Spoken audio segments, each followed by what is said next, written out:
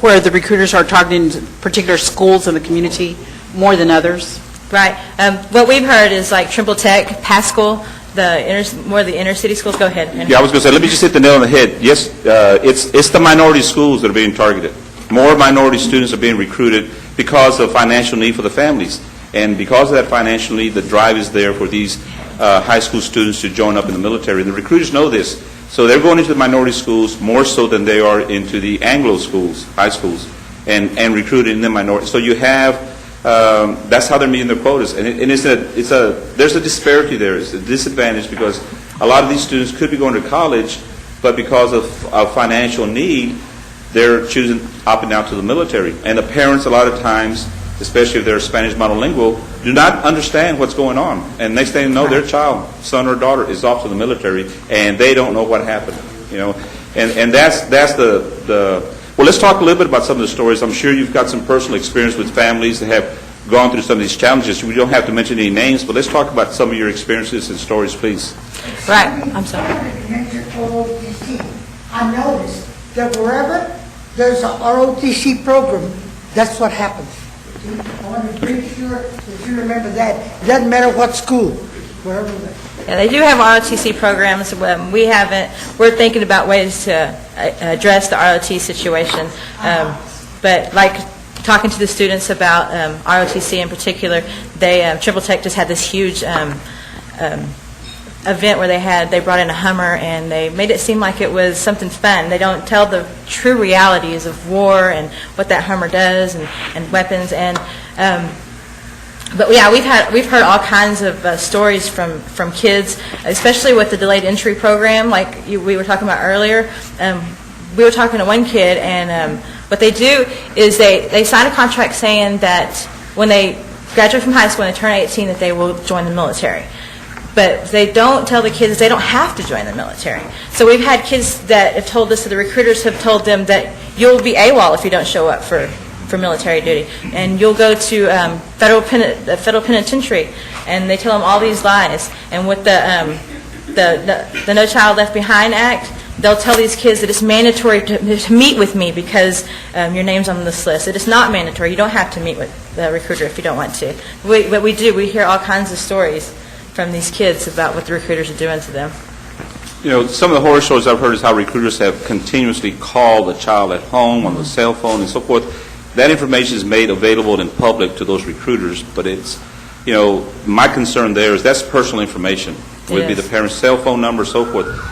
I'm sure you've talked to some of the parents and families. I mean, I have a friend whose son is going off to the military next month, and she knew nothing about it because he was 18 in high school, signed all the papers and everything, and then one day graduated from high school, said, "Mom, in 30 days, I'm gone." Right. And she's so heartbroken, she's going crazy because she doesn't know what to do.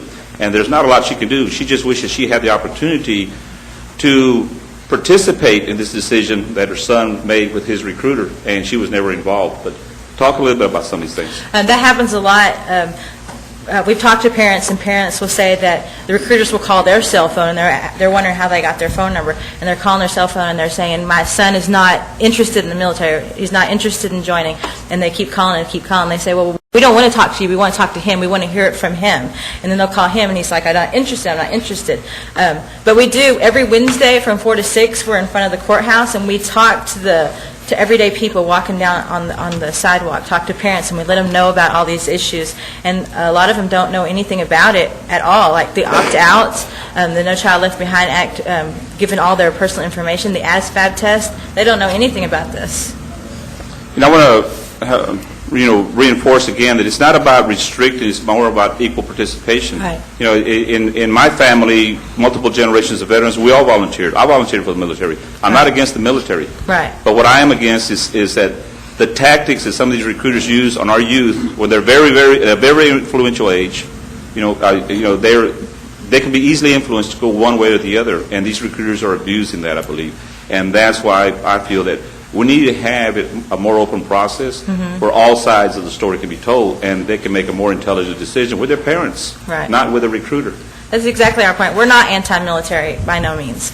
We want to give the children all the information so they can make a well-informed decision for themselves. And like I said, when I joined the military, I went to the recruiter's office and I sign my paperwork there. I have my father was in the military, my uncle's in the military, my cousin and his son are in Iraq right now. I mean, we have military in our family, right? We're not anti-military, and we don't want to come across that way. We just want these kids to have all the information so they can make a well-informed decision.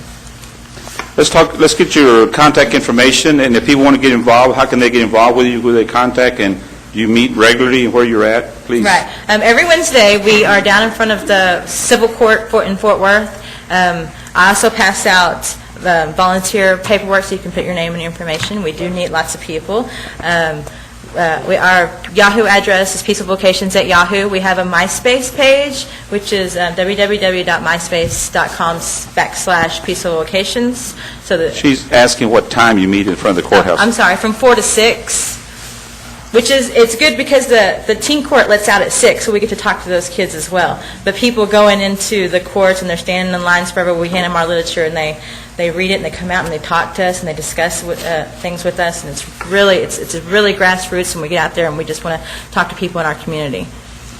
And so what kind of volunteers of all sorts, right? Right, volunteers. Next semester, we're going to be in the schools again, so we're going to need people to go in and table and talk to the kids, and we don't let you in there blind. We give you a packet of all of our information so you can read it and you're well informed so that you can answer questions if the kids have any questions, if the parents have any questions, and we really do need people that are concerned about our youth. We've also just submitted, our group has also submitted a grant proposal to an organization that is funding counter-recruitment organizations such as ours. Peaceful Vocations here locally is one of many nationally working to do this kind of work, especially now that we're in Iraq. This proposal that we submitted is to help fund the work that we want to do in terms of doing interactive theater. We're trying to think of creative, fun ways to get our information out to the youth in entertaining ways that present good information. Thank you. Thanks. Is there anything that we as a community can do to help you? Is there anything else that we can do for you that you can think of? I think the number one thing is to volunteer to help. I push that as much as I can. But get involved with your kids and make sure that you know what's going on with them in school, like if they are talking to recruiters.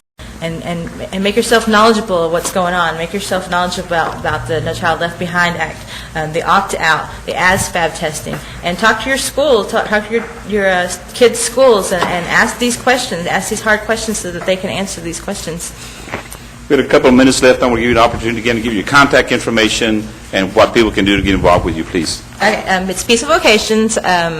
Our Yahoo address is www.peacefulvocations@yahoo.com. That's Yahoo, I'm sorry. And we have a MySpace page, which is www.myspace.com/peacefulvocations. I passed out cards that has one of our volunteers' phone numbers on it. I don't know it right off the bat. I can give you my phone number, which is 817-896-9084. And just come and volunteer. Just come and find out. We're going to have a volunteers meeting coming up next month. And we can go over any of this literature with you. We can help you find out more about this, and that you can volunteer with us. And her phone number is 817-800-4249. That's Diane. She's another volunteer. She's very involved with this as well. So if you want to call us, please call us. Let's give her a round of applause, please. Thank you.